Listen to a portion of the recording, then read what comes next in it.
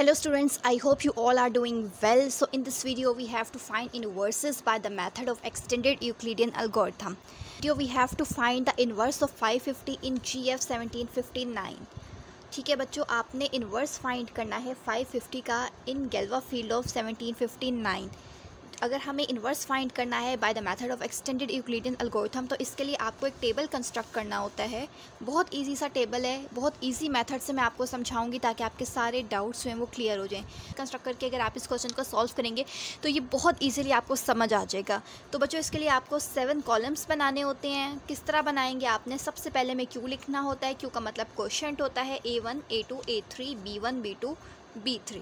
ठीक है बच्चों, अब इसको लिखने का क्या मेथड है, हमेशा आपने क्या करना है, सबसे फर्स्ट रो में 1 0 A3 में आप वो वाला नंबर लिखेंगे जिसके मोड में आपने इन्वर्स फाइंड करना है। ठीक है, जैसे कि आप या यूँ आपने वो नंबर लिखना होता है इन दोनों में से जो बड़ा होता है। ठीक है, 0 1 और जो छोटा होगा यानी कि जिससे आपने इसको डिवाइड करना है वो आपने B3 के अंदर लिख देना होता है। ठीक है बच्चों, समझ आ गया। क्यू का बॉक्स आपने खाली रखना है, उसके नीचे आपने लाइन लगा देनी है। हमेशा चाहे किसी भी चीज़ का आपने इन्वर्स फाइंड करना हो इन गैल्वा फील्ड ऑफ सम नंबर, तो आप इसको इस मेथड से अगर करेंगे तो आपका बहुत ईजिली क्वेश्चन सॉल्व भी हो जाएगा।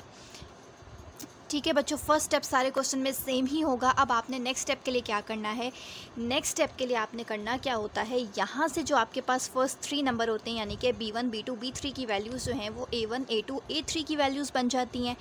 और B1 और B2 आप कैसे फाइंड करते हैं, B1 और B2 हम एक फार्मूले से फाइंड करते हैं। वो क्या फार्मूला होता है हमारे पास, B1 इक्वल होता है, क्या फार्मूला होता है, वो होता है A1 माइनस क्यू B1 और B2 के लिए क्या फार्मूला होता है A2 माइनस क्यू B2। ठीक है, तो इसके लिए आपको क्यू पता होना चाहिए। तो इसको हमारे पास अभी इस स्टेप तक नहीं आया, तो आपने क्यू कैसे फाइंड करना होता है आपको पता है बच्चों। डिवीजन मेथड से हम लोग क्या कर सकते हैं, इन दोनों में से मैंने आपको बताया था कि आपके पास ये 2 नंबर होंगे जिसका आपने इन्वर्स फाइंड करना है इस गैल्वा फील्ड में। तो जो इन दोनों में से बड़ा नंबर होता है उसको आपने अंदर रख देना है और जो छोटा नंबर होगा सिंपली उसको बाहर रख के इसको सिंपल आपने डिवाइड कर देना है। तो 550 को जब हम 3 से डिवाइड करते हैं तो हमारे पास 1650 आ जाता है।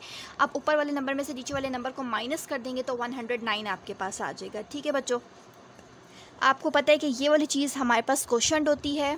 ठीक है, ये वाला नंबर आपके पास डिवाइडेंड होता है, ये डिवाइज़र होता है यानी कि डिवाइड करने वाला, ये क्वोशिएंट होता है जिससे आप मल्टीप्लाई करते हैं और एंड में जो माइनस करके आता है वो हमारे पास रिमाइंडर होता है। ठीक है, तो क्वोशिएंट आपके पास क्या होता है, यहाँ से हमारे पास क्वोशिएंट 3 आ गया और यहाँ से रिमाइंडर हमारे पास, इसमें से माइनस करेंगे तो रिमाइंडर हमारे पास 109 आ जाएगा।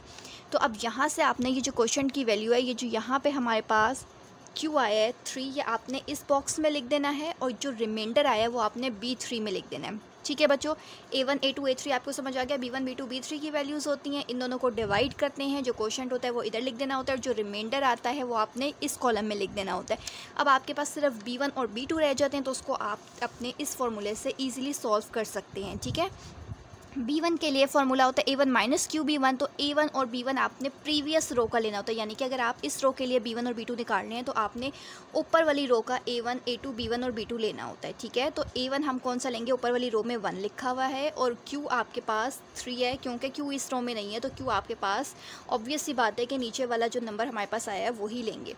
B1 आपके पास क्या होता है, 0 ले लेंगे तो 1 माइनस 3 0 हो जाएगा, 1 आपके पास एज इट इज़ आ जाएगा। इसी तरह B2 के लिए आपने A2, ऊपर वाली रो में से A2 हमारे पास 0 था, Q हमारे पास 3 है और B2 ऊपर वाली रो में 1 है, तो 3 1 ज़ा 3 माइनस 3 आपके पास यहाँ से इसका आंसर आ जाएगा। ठीक है, तो B1 आपके पास 1 आ गया और B2 हमारे पास -3 आ जाएगा। इस क्वेश्चन को आपने कब तक सॉल्व करते रहना है, इस क्वेश्चन को हमने तब तक सॉल्व करना है जब तक हमारे पास B3 की वैल्यू 1 नहीं आ जाती है। जब आप डिवाइड करेंगे तो आपके पास रिमाइंडर जब तक 1 नहीं आता तब तक आपने ये क्वेश्चन सॉल्व करते रहना है। अब आप देख रहे हैं कि इस बॉक्स में हमारे पास 109 आया, 1 नहीं आया, तो आपने अगेन ये सारा प्रोसीजर रिपीट करना है। अब यहाँ से B1 B2 और B3 की वैल्यूज़ कन्वर्ट होकर A1 A2 A3 की वैल्यूज़ बन जाएंगी नेक्स्ट रो में।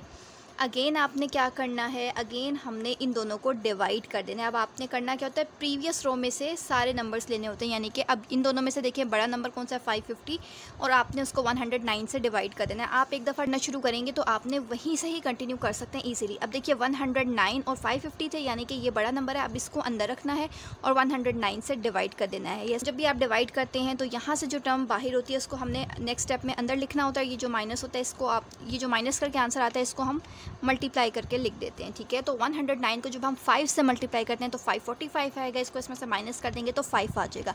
तो क्वोशंट आपके पास इस केस में क्वोशंट आपके पास 5 आ जाएगा और रिमाइंडर हमारे पास जो है वो 5 आ गया। रिमाइंडर का मतलब B3 की वैल्यू। तो यहाँ से आप देखिए क्वोशंट हमारे पास 5 था वो यहाँ लिख दिया, रिमाइंडर हमारे पास 5 था वो यहाँ लिख दिया, ये 3 वैल्यूज़ यहाँ पे आ गई हैं। अब आपने B1 और B2 उसी मेथड से, उसी फार्मूले से सॉल्व कर लेना है। ये देखिए बच्चों, B1 और B2 के लिए आपने क्या करना होता है, ऊपर वाले नंबर का A1 माइनस QB1, Q आपने इसी रो का लेना होता है, A1 माइनस QB1, ठीक है। Q आपने इसी रो में से लेना होता है और A2 यानी कि ये वाला नंबर माइनस QB2, ठीक हो गया। तो -5 आपके पास आ जाएगा और यहाँ से 16 हमारे पास आंसर आ जाएगा। तो B1 की वैल्यू आपके पास -5 और B2 की वैल्यू 16 आ जाएगी। सेम इसी तरह अब आप देखेंगे अगेन आपके पास यहाँ पे 5 आया है, 1 नहीं आया। इसका मतलब है हमें अगेन इस क्वेश्चन को कंटिन्यू करना है। अगेन आपने यहाँ से 3 वैल्यूज़ इधर लिख देनी है। अगेन आपने 109 और 5 को डिवाइड कर देना है। तो यहाँ से देखें, अब 109 को अंदर रख लेना है और 5 से अगेन डिवाइड करेंगे तो 5 को 21 से मल्टीप्लाई करने से 105 आता है। सिंपल आप यूँ भी चेक कर सकते हैं कि 5 2 ज़ा 10 होता है, 9 अभी इधर रहता है, यानी कि 5 1 ज़ा 5 कर लें तो 9 में से 5 निकाल देंगे तो 4 आ जाएगा, ठीक है। अब आपको यहाँ से ही पता चल जाएगा कि रिमाइंडर हमारे पास अभी तक 1 नहीं है। इसका मतलब है कि क्वेश्चन इस स्टेप में भी ख़त्म नहीं होगा, ठीक है। तो ये आपके पास रिमाइंडर आ गया। रिमाइंडर आपने कहाँ लिखना होता है, B3 की जगह लिखना होता है। तो यहाँ पर हमने रिमाइंडर लिख दिया, क्वोशंट हमने यहाँ पर लिखना होता है।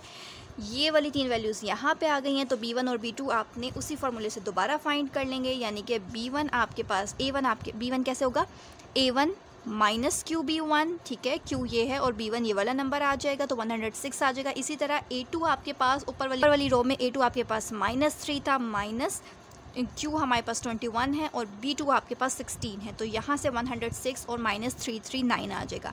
तो B1 की जगह 106 और B2 की जगह -339 लिख देना है। अगेन हमारे पास यहाँ पे रिमाइंडर 1 नहीं आया था तो आपने फिर इसको डिवाइड करना है। बेशक डिवाइड करने से पहले आप ये तीनों नंबर्स यहाँ पे लिख दें। अब हमने A3 और B3 को आपने डिवाइड करना होता है हमेशा।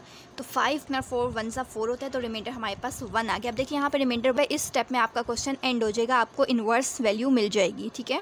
तो आपने करना क्या है, रिमाइंडर तो B3 की वैल्यू 1 आ गई है, Q की जगह आपने 1 लिख देना है। इसी तरह B1 और B2 की जगह आपने ऊपर वाले नंबर में से A1 माइनस QB1 लिख देना है, ठीक है। और A2 माइनस QB2 लिख देना है, ठीक है। तो -111 और 355 हमारे पास B1 और B2 आ गया।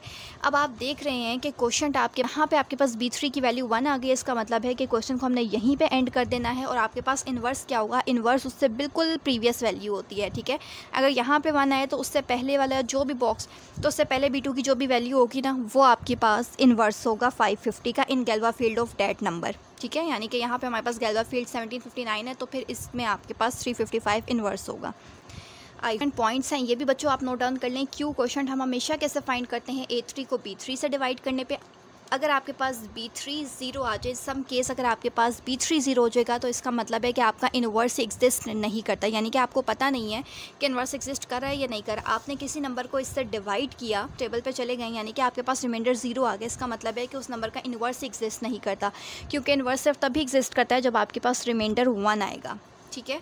तो अगर आपके पास B3 की वैल्यू 0 है, B3 का मतलब था क्वोशंट की वैल्यू 0 आ गई है, 3 की वैल्यू 1 आ जाती है। जैसे इस केस में यहाँ पे 1 आ गई थी तो इसका मतलब है कि इन्वर्स जो है वो एग्जिस्ट करता है। और इन्वर्स कौन सा होता है, इन्वर्स हमारे पास उससे प्रीवियस वैल्यू होती है, ठीक है बच्चों। अब अगर आपने चेक करना है कि आपने जो इन्वर्स फाइंड किया है क्या वो ठीक है भी या नहीं, तो उसको आप कैसे चेक कर सकते हैं। करने के लिए आपने करना क्या होता है, जो आपके पास इन्वर्स का आंसर है, यानी कि इस केस में हमारे पास इन्वर्स 355 आया तो आपने 355 को 550 से मल्टीप्लाई कर देना है। यानी कि जिस नंबर का हमने इन्वर्स लेना है उसको जो आपके पास इन्वर्स आए उससे मल्टीप्लाई कर दें और फिर उस नंबर से मोड ले लें। यानी कि मोड हमने किससे लेना है, 1759 से मोड ले लें। इन दो नंबर्स को आपस में मल्टीप्लाई किया तो आपके पास 195250 आया है। अब आपने इसका 1759 से मोड लेंगे तो 1759 को जब आप 111 से मल्टीप्लाई करते हैं तो 195249 आ जाता है। आपने इसको इसमें से माइनस किया, रिमाइंडर आपके पास 1 आ रहा है तो इसका मतलब है कि इन्वर्स एग्जिस्ट करता है। जब भी रिमाइंडर 1 आएगा तो इसका मतलब मतलब है कि तो आई होप आपको आज की हमारी वीडियो अच्छी लगी होगी और आपको ये मेथड अब बहुत ही अच्छे से समझ आ जाएगा। किसी भी नंबर का इन्वर्स अगर आपने किसी भी अलजेब्रा फील्ड में लेना है तो आप इजीली उसको निकाल सकते हैं। So if you like this video so please like, share and subscribe my channel. So